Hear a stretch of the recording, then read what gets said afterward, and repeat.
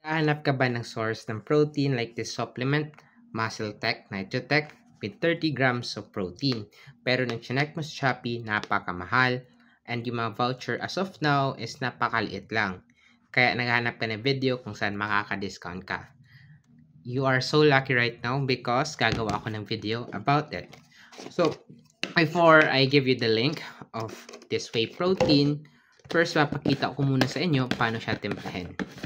This is the protein that I use to consume para, alam mo na, makompleto ko yung grams of protein ko. Kasi, walang kwenta yung exercise mo kung hindi naman tama yung nutrition mo. So, ito, kukuha na ako. Wait lang, sandali. Ito. Sa isang scoop na ito, 30 grams of protein na siya. So, ilagay natin.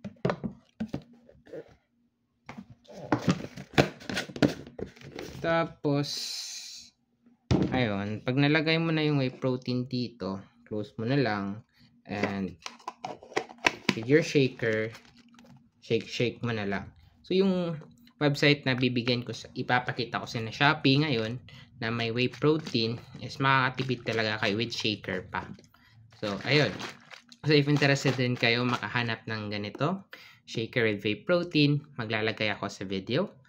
Sa dito, banda, hanapin nyo na lang para makatipid kayo sa whey protein nyo. Yun lang for this video.